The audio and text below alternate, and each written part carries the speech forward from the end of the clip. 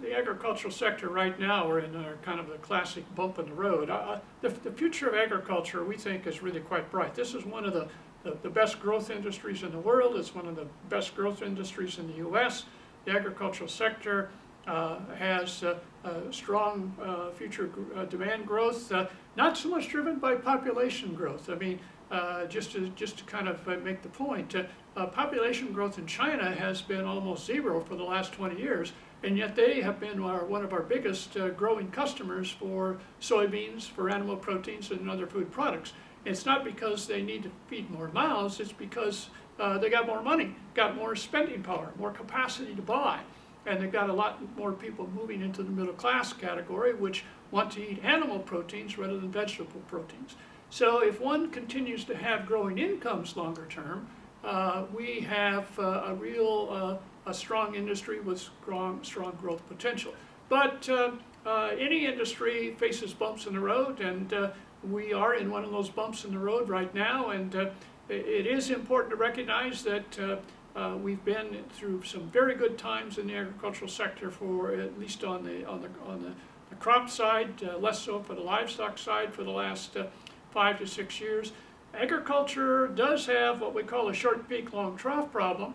It's a cyclical behavior that exists not because of technical trading, but primarily because of supply and demand fundamentals.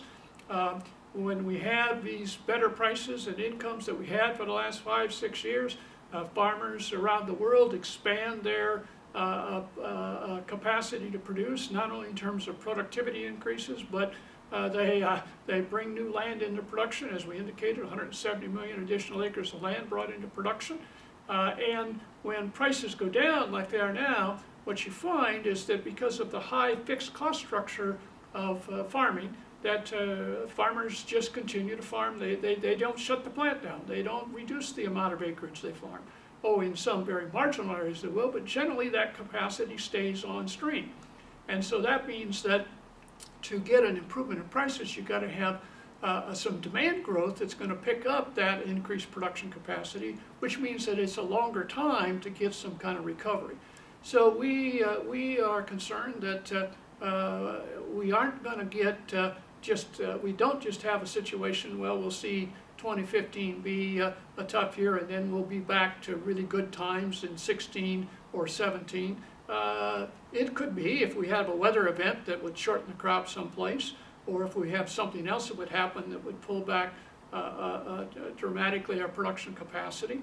But our expectation is that we're going to be in a period of time now where agriculture is going to have to return back to its old business models of trying to figure out how to make money by controlling costs, by doing a better job in terms of efficiency and productivity than they have in the past, on operations, on execution. And what we tell farmers is that there's nothing new here. We know how to do this. We've done this for a number of years.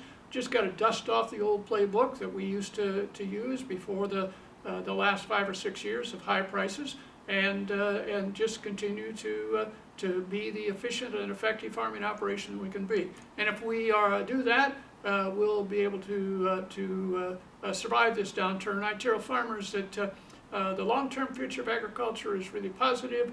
But what I worry about is the short term, and what we don't want you to be is roadkill in the process of getting to that long term. So position your farm to be financially resilient, maintain your working capital position, maintain your strong financial structure, keep those costs under control, and be financially resilient to be able to be there when the good times reoccur.